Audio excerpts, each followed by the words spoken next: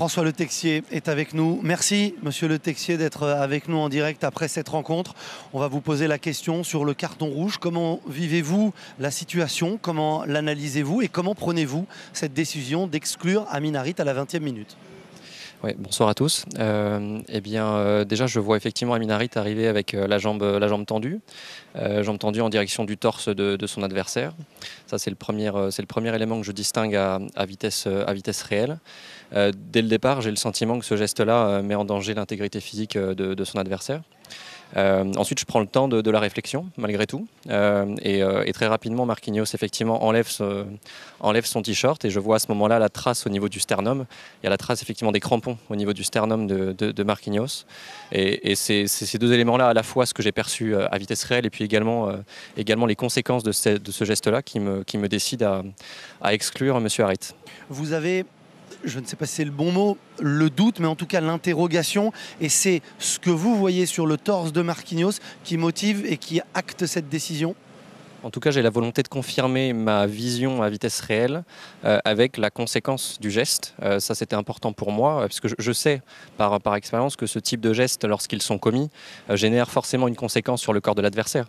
Et si je dois juger de la mise en danger de l'intégrité physique de l'adversaire, je dois voir effectivement si l'endroit du contact est réel et si les conséquences le confirment.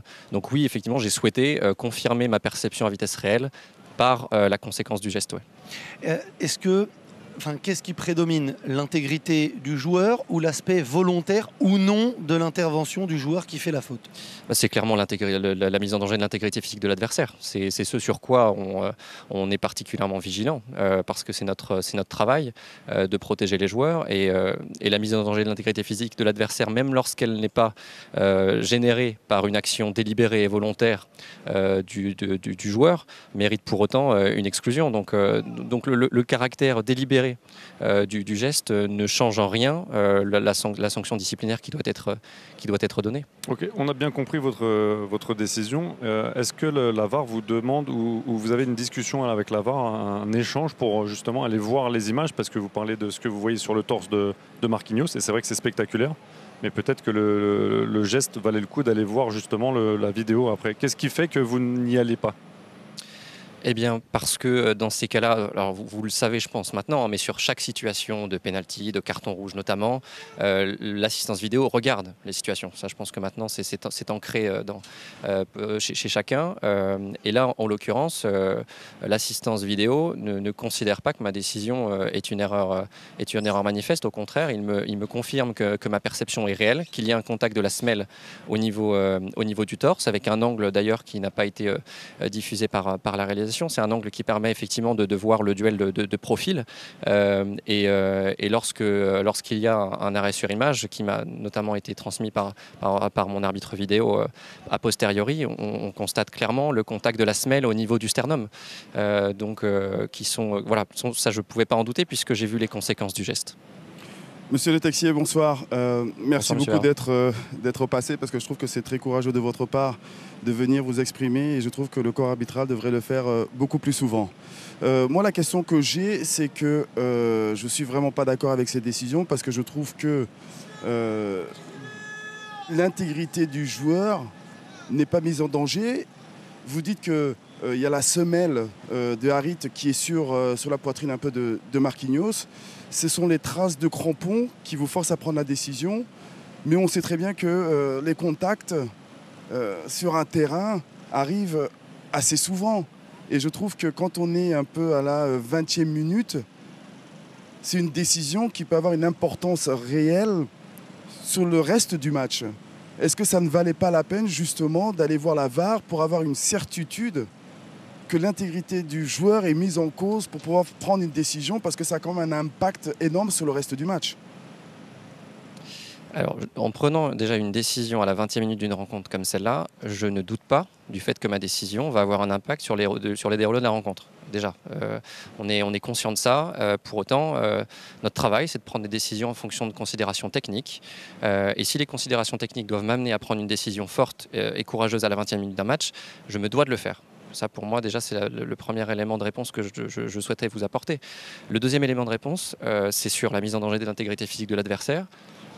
J'ai quelques difficultés à comprendre que lorsqu'un joueur arrive jambe tendue sur le sternum de son adversaire, avec une trace de crampon qui justifie de l'intensité et de l'endroit de l'impact, j'ai du mal à considérer qu'on puisse m'indiquer que la mise en danger de l'intégrité physique de l'adversaire n'est pas atteinte.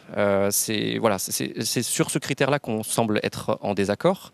Je l'entends, moi vraiment, je ne suis pas dans une logique de vous convaincre, je suis dans une logique de vous expliquer. Et voilà. c'est très bien d'être venu. On vous remercie encore une fois d'être venu prie. et de prendre le temps d'échanger avec nous. Mais nous, en fait, notre sentiment d'anciens joueurs et de joueurs sur cette image, je me mets à la place d'Amin Harit qui ne regarde pas. J'ai l'impression qu'il joue le ballon et que c'est Marquinhos qui arrive après. Donc à quel moment vous prenez la décision de dire c'est Amin Harit qui fait le geste vers Marquinhos, alors que moi j'ai l'impression que c'est Marquinhos qui vient sur le pied d'Amin Harit qui est déjà là en premier et qui touche le ballon.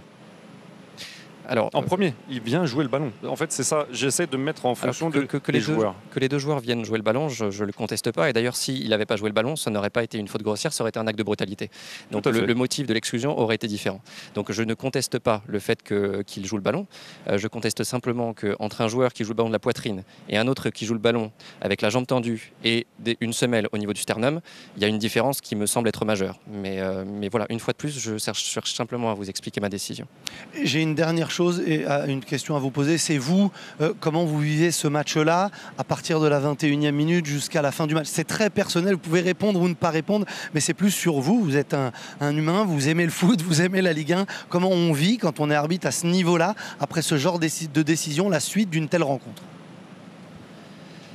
Eh bien, c'est partagé, j'ai envie de vous dire. C'est partagé parce que j'ai à la fois le sentiment d'avoir pris mes responsabilités et d'avoir fait mon travail d'arbitre. Et on ne sait pas finalement ce que serait devenu la suite, le déroulé du match si j'avais laissé passer ce geste-là et si je n'avais pas tenu compte de la trace au niveau du sternum de Marquinhos et si je n'avais pas suivi mon ressenti technique. Et puis en même temps, effectivement, je sais que cette décision-là, elle a des conséquences majeures. Je sais qu'elle a eu un impact sur le spectacle. J'en suis tout à fait conscient. Et c'est bien évidemment pas ce qu'on cherche. Ce qu'on cherche, nous, en tant qu'arbitre, c'est la justesse technique. Moi, c'est ça qui m'habite au quotidien, c'est ça qui me mène. Et ce que je cherche tout le temps sur le terrain, c'est d'être juste techniquement. Et effectivement, je sais d'expérience maintenant que mes décisions, elles peuvent avoir des grosses conséquences. J'en suis désolé pour ceux qui ont été déçus, mais je crois être dans le vrai quand je fais mon travail et quand j'essaye d'être juste techniquement. En toute honnêteté, merci pour la pédagogie, merci d'être venu. Patrick a parlé de courage, c'était vraiment un très bon moment, important pour nous. Les gens choisiront, jugeront ensuite, mais en tout cas on a eu les précisions techniques qui ont motivé cette décision, je le rappelle, technique de Monsieur Le Texier. Merci Monsieur Le Texier d'être venu et d'avoir pris le temps d'échanger avec nous.